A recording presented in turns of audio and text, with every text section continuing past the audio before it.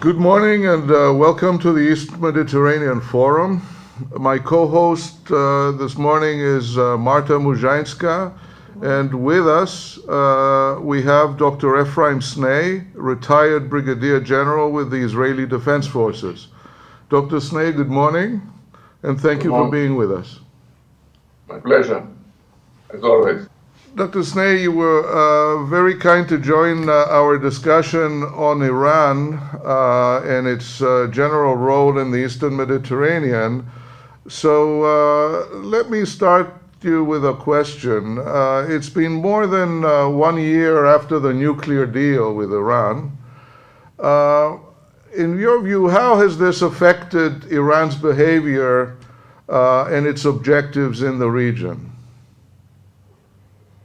It didn't change, the deal didn't change the goals of Iran, didn't change the behavior, because the entire nuclear deal between the United States, five so-called powers, and Iran ignore the strategy of Iran in general.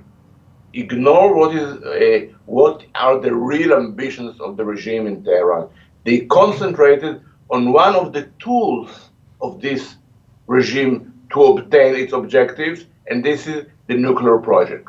And they succeeded to postpone, hopefully, to postpone the building of a Iranian nuclear bomb, but to remain, to keep all the rest of the policy as they were, intact. What do I mean by this? The strategic goal of the regime in Tehran is to be an Islamist superpower, the defender of Muslims wherever they are, and to be not only to be the hegemon in the region, to be a superpower. And the famous quotation is of the previous president: the setting sun is America, the rising sun is Iran. This is the ambition. And since these are the Iranian leadership are very, very smart and pragmatic in pursuing their imperial ambitions, they decided, since they suffered from a growing economic pressure because of the sanctions, they decided to sacrifice for a while the nuclear project in order to gain more achievements in other domains, which all of them serve the final strategic goal. They postponed it concentrated in enrichment of uranium and production of what they call heavy water, so fissile material for the bomb. But all the rest, no change, no sanctions, nothing. So what they had in mind is to buy time, and by the nuclear deal, and in this time to advance in other domains and territories in order to achieve the final goal. Okay, so America, the Obama administration gave them actually a respectable status around the international and the regional table. For instance, regarding Syria, which we shall refer to it. But they legitimized a regime that, given its human rights record, its terrorist activity, everything, does not deserve legitimacy, but the contrary. They have to be a pariah regime. And America gave them legitimacy, and as we know, in a way mitigated what remained from the previous sanctions. For instance, if they had a problem now to comply with the new policy of the international banks, the administration facilitated them maybe not to bypass it, but to live with it. Now, let's see what are they doing, and how it affects countries in the region, including Cyprus. And I will start with Lebanon. Iran completed its takeover of Lebanon. The president of Lebanon is a close ally of Hezbollah, the militia which controls actually everything in Lebanon, the government, now also the presidency, and they turned Lebanon to an Iranian province. You cannot take a decision in Lebanon without the consent of Hezbollah, which is obviously a proxy of Iran. Hezbollah has no status if you remove the link with Iran, militarily and financially. So, just at your doorstep, Cyprus, you have Iranian province which inside their soul despise Christianity, consider them, the Christians, as infidels, as godless. Now, Syria. Since Bashar al-Assad will remain in power, and this will be almost for sure the outcome of the new Putin-Trump understanding, and of course because of the heavy, massive Russian involvement, Assad will remain in power. Assad owes a lot to Hezbollah and to Iran. Iran kept him alive. He owes his life to Tehran. He owes his life to Hezbollah. So Syria will not, no matter what somebody will say, Syria will remain in the sphere of Iranian dominance, not influence, dominance, because Assad lives at the mercy of Khamenei and Putin, period. So Syria, what will remain from Syria, will be an Iranian, Russian base, but also Iranian base at our doorstep in the shores of the Mediterranean. And that's the way how Iran, through continuation of the policy of intervention and subversion, succeeded to have a foothold along the eastern coast of the Mediterranean, from the border of Turkey to Israel, including Lebanon, and I will speak later even about tiny Gaza. Now, Iraq, again, the government in Iraq is more and more under the influence and beyond influence of Iran. This is a Shiite government. The Shiite militias, trained, supported by Iran, they are playing a major role in all the military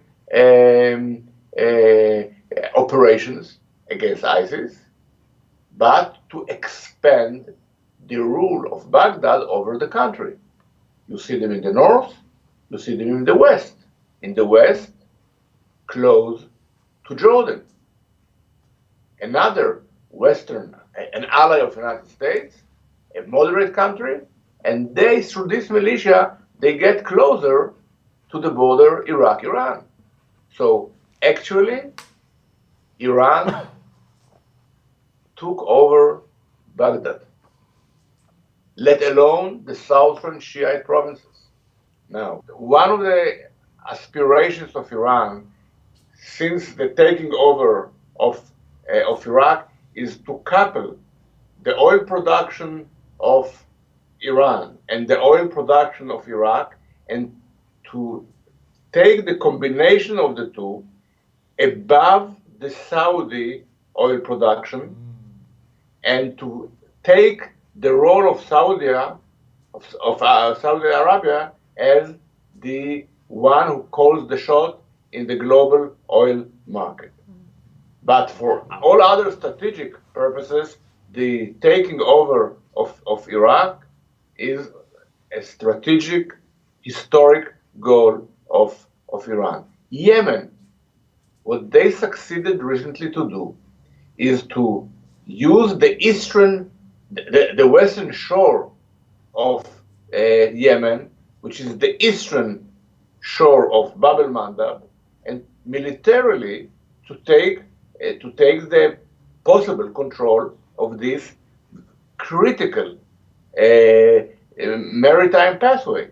They succeeded to hit an Emirati ship and to open fire on several American warships, something which was never done before. Even in Palestine, they try to hag the Hamas to support it and to inactivate a proxy of their own in Palestine, which is the Islamic Jihad, which is there like Hezbollah in Lebanon. This is an Iranian proxy, and this organization becomes more and more active. They try now to use the stress of the Kurds to use the stress of the Kurds to mitigate their dependence on Turkey and to open them an oil pipeline to Iran, and by doing so to increase their influence in Kurdistan. So what we see is a policy of subversion and political expansion in all the region, and it is backed by a very, very ambitious conventional military buildup.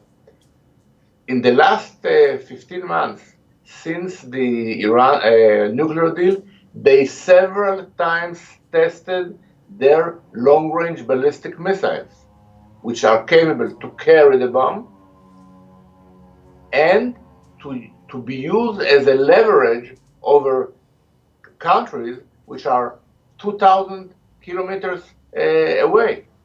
They gave to the Russians a shopping list of military equipment of $10 billion, including anti-aircraft systems, the most advanced, and the most advanced version of the Russian jet fighters and long-range bombers.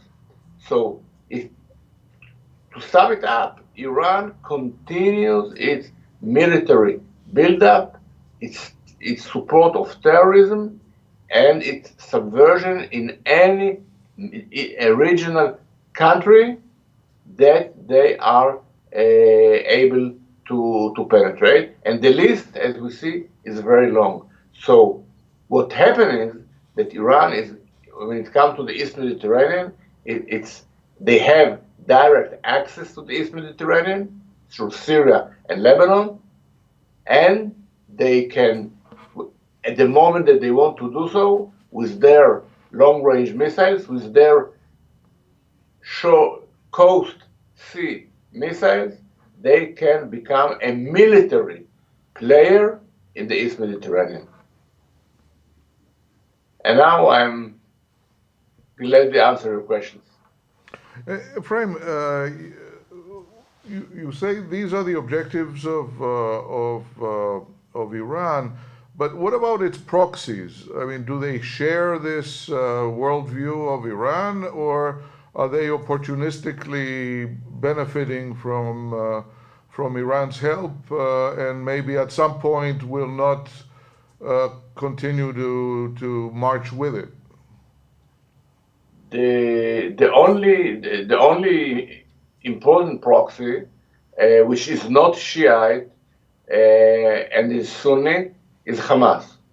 But when Hamas needs arms and money, they say, put aside the Shiite-Sunni divide, let's go with the Iranians. And the Iranians say, though they are Sunni, we shall support them because they give us access to the heart of Israel. So this is the only, I think, is the only exception. The Houthis are a version of Shiites, let alone the Shiites in Lebanon. But these are the two classical examples how Iran used Shiite minorities in various countries as a basis to build a strong, a powerful militia. Yeah. But we have to remember, Do you want to ask about that? whoever serves their interest, there are extend their hand to him. The best example, the Christian General Aoun, which is now the president of Lebanon, as their proxy.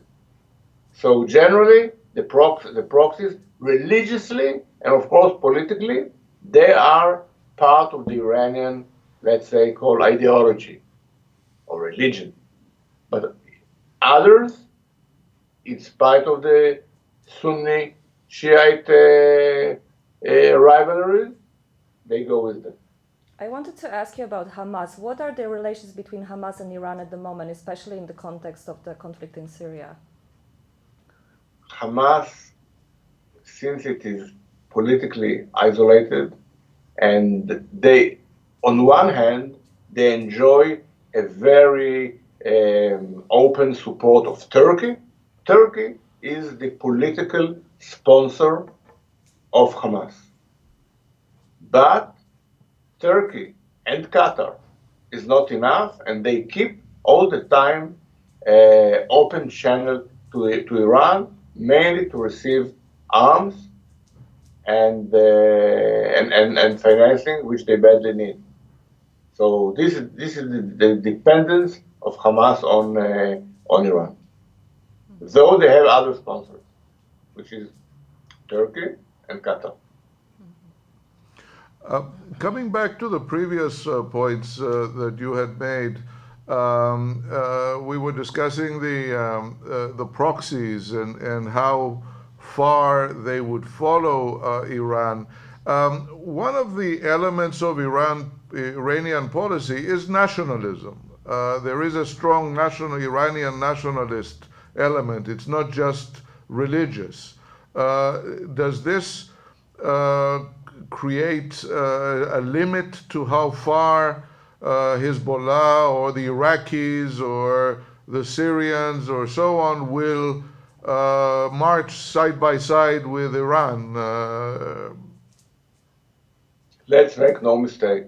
The alliance, the connection of Hezbollah to Iran is very, very profound. It has nothing to do with Lebanese nationalism.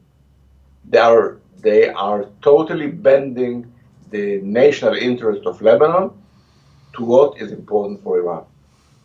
They are proxies in the full sense of the word. They don't care about any other interest but the Iranian. And the best example, what destruction, devastation, and suffering they brought on Lebanon just because they served the goals of Iran. For example, in 2006, in the years before that, in 82, after 82. So there is no contradiction between the service that the proxies give to Iran and any nationalism Iranian on others. The Houthis want to take over Yemen, so they don't see any contradiction between their aspiration to take over Yemen, or at least big part of Yemen, than the Iranian nationalism. It has nothing to interfere with their ambitions. So Iranian nationalism, which is no doubt an ingredient, a certain ingredient in the Iranian policy and ideology, does not deter other nations to work with them. You've mentioned Hezbollah complete alignment with Iranian interests in the region, but how do the Lebanese people perceive it? For example, has the Lebanese involvement in Syria affected? Has the Hezbollah involvement in Syria affected its position in Lebanon in any way? there is a great deal of resentment in Lebanon, even among the Shiites, about the service that Hezbollah gives to Iran at a price that Lebanese are paying. By the way, Hezbollah lost hundreds of people in Syria in the war, and people are not satisfied with this. At the beginning, they even tried to hide the fact that Lebanese are coming in coffins back to Lebanon. They didn't disclose the names. They made the funerals almost secretly, as far as possible. Why? Because the Lebanese people, including the Shiites, don't like to be the spearhead of Iran. But through the methods of brutality, Hezbollah imposed its will on the Shiite community in Lebanon and in Lebanon in general. They are stronger. They enjoy the massive support of a regional power, which is Iran. The Sunnis, led by Hariri, the movement of March 8, let alone the Christians, they don't have on whom to lean. The West did not decide to support the Christians, to support the Sunnis. They enjoyed some Saudi support, but not at the extent and the forceful way that the Iranians did it to Hezbollah. So the rest of Lebanon suffers, but Hezbollah imposed its will on the entire country, and they governing the country absolutely.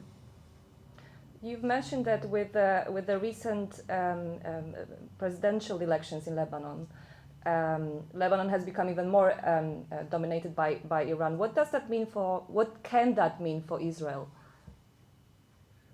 For us, it didn't change a lot because the more than 100,000 rockets and missiles were deployed in Lebanon, targeted in our towns and villages long ago. The election of Michel Aoun as the president of Lebanon just gave a official and symbolic evidence to a reality that we are watching 20 years or more, that Lebanon becomes a province of Iran, and from our point of view, a launching pad for missiles and rockets. Thousands of them were launched to Israel in 2006, and now the number is more than 100,000. The numbers of missiles per capita in Israel is higher targeted than us, is higher than any other country in the world, even in the days of the Cold War. It's unprecedented.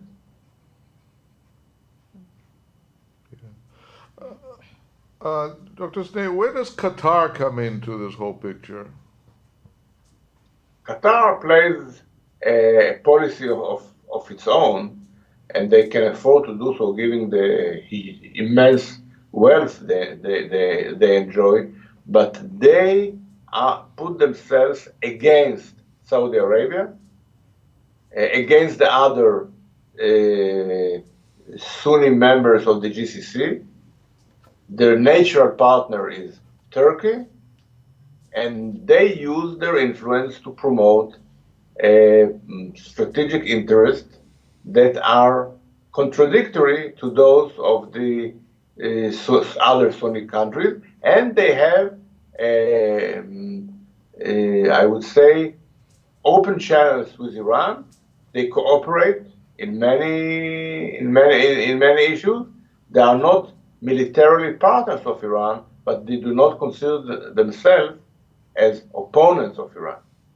But this new military base that the Turks are establishing in Qatar, does that will affect the relationship with Iran or not? The Qataris are playing in all the courtyards, there is an Arab proverb that they are walking simultaneously on two ropes, and they are walking on more than two ropes. They maintain their contacts with Turkey. They maintain their contacts with Iran, and they are still members of the GCC, which is the alliance of the Sunni Gulf countries. But the bottom line, especially given their support of Al Jazeera, which is a tool of instigation in the region, they're playing a very negative role. But don't remember another alliance of Qatar. They host some of the U.S. Navy ships in the region. So they are everywhere. As I say, they have unlimited sources of money, and they play a role wherever they can. Generally, a very negative one. I wanted to go back to Iran, and specifically to Iran and Islamic State. Iran has been trying to portray itself as a credible actor in the fight against ISIS. Can it be perceived as such?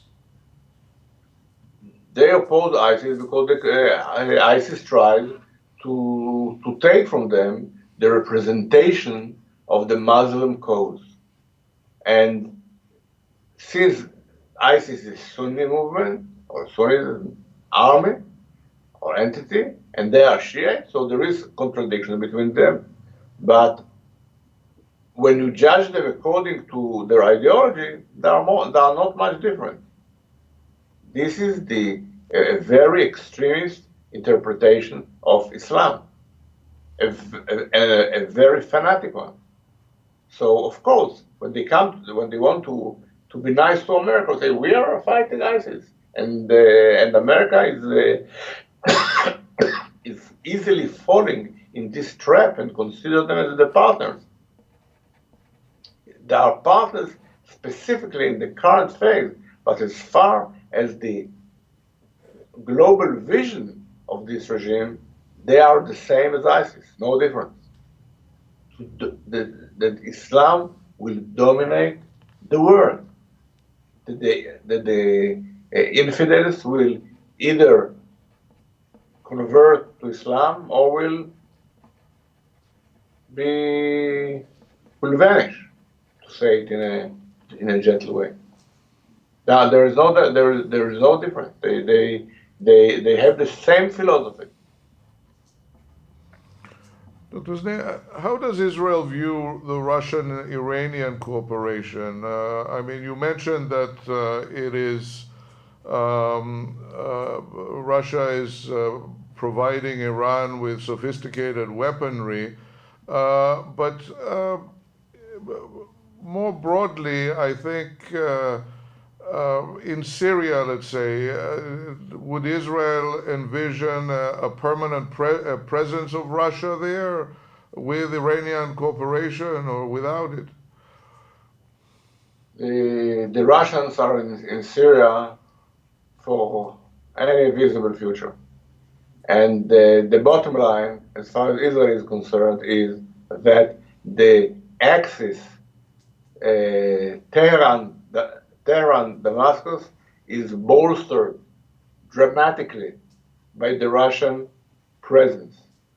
And words will not change it. They are there in order to help Assad, who is a strategic ally of Iran, and this axis is now by far stronger than it was before the Russian presence. Let's face it as it is. It makes for us everything more complicated. But Israel keeps good relations with Russia. Prime Minister Medvedev visited Israel just in the beginning of November. And Israel tries to adapt to the new reality, and according to foreign publications, we acted in the vicinity of Damascus militarily only a few days ago, in spite of the Russian presence. So if it is true, and again it was not Israeli sources, we keep ourselves the right to act in Syria in spite of the Russian presence. What do you expect from a Trump administration? Trump administration is unpredictable, and all the attempts to forecast may disappoint those who have expectations. But there are several components of the next administration foreign policy which are obvious. One of them is accommodation with Russia. I believe that the importance of the Middle East will be diminished for the next administration, mainly because, again, it's my forecast that the new administration will encourage the oil production inside the United States, and it will make the Middle East, as far as oil supply is concerned, by far less important. So these are the only possible guidelines of a future policy, but it's too early to predict. We can see surprises of all kinds. In this very moment, there is no yet Secretary of State.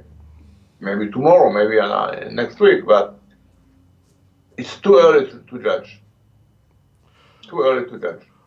Going back to Saudi Arabia and its rivalry with Iran, how is that affecting Israel, and how, what is the view from Tel Aviv on that? I don't know what is the view in Tel Aviv, because in Israel there is no one view. I can tell you only my view, and I advocate this vision for relatively many years. If we solve the conflict with the Palestinians, we can build a very strong alliance vis-a-vis the Iranians. Saudi Arabia, Egypt, Emirates, Jordan, Israel, we can all work together, politically, economically, militarily. You ask about Trump. Last week I published in the Huffington Post in Washington a piece which calls Trump, who said that he wants to solve the Israeli-Palestinian conflict, that this is his ambition. I offered him a deal: Palestinian state and defense alliance between Israel and the countries that I mentioned. It gives security to Israel, sovereignty to the Palestinians, and a decreased need of American presence in the region.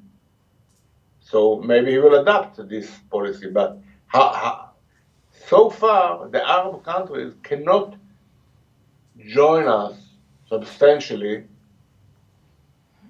in front of the Iranians, because as long as we occupy the West Bank and there is no Israeli-Palestinian agreement, and there are no two states between the Jordan and the Mediterranean, such cooperation is impossible. And this is one of the main faults of the Israeli official policy, that their reluctance to reach two-state solution deprives Israel of fantastic regional opportunities. But if I hear you correctly, the only problem between Iran and Israel is the Palestinians.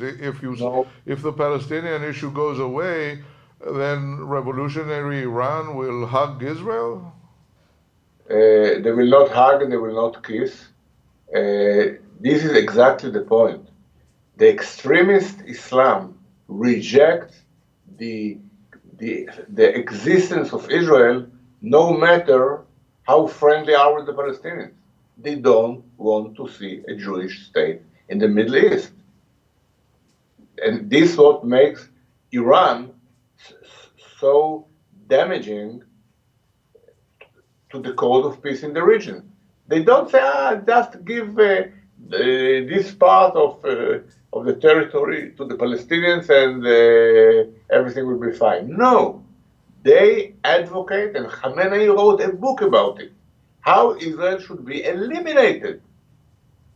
So it's a mistake to think that if we strike a deal with the Palestinians, Iran or ISIS But you feel that Saudi will Arabia, come to love us. you feel No that way. Saudi Arabia thinks differently.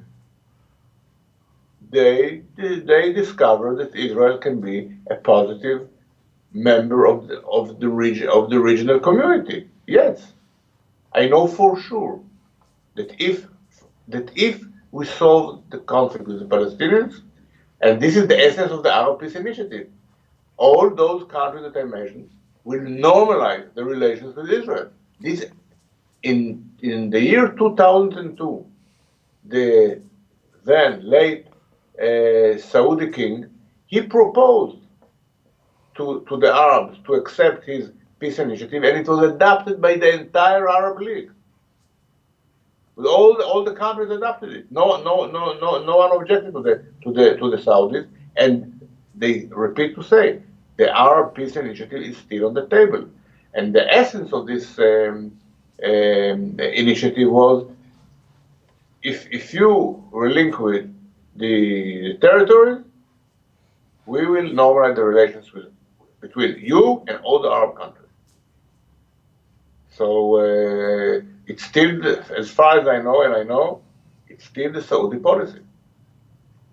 Would you ever envision Iran joining the mainstream of the international community, perhaps a post-revolutionary Iran, or is that too far into fictional thinking?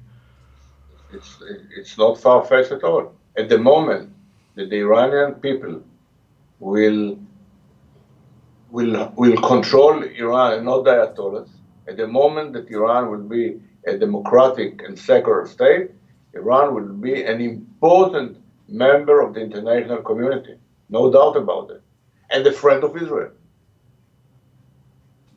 But this regime, which is characterized by the most obscurant religious philosophy, the most extreme interpretation of Islam, with a very antagonistic and offensive nationalism, they cannot serve as a constructive member of the international community when they want to take over everything. It doesn't go together. But I emphasize time and again, the Iranian people is our friend. There were good relations historically since the days of the King Koresh, thousands of years ago. There were good relations between Jews and Iranian, and that's what will happen at the moment that the Ayatollahs and the Revolutionary Guard will be out of power, and it will happen. Unfortunately, the soft policy of the West towards the Ayatollahs discourage the Iranian people to stand up and revolt. Dr. Sneh, thank you very much for your very, very interesting thoughts, and we hope to continue the discussion. Thank you very much. Continue. Thank you very much, madam.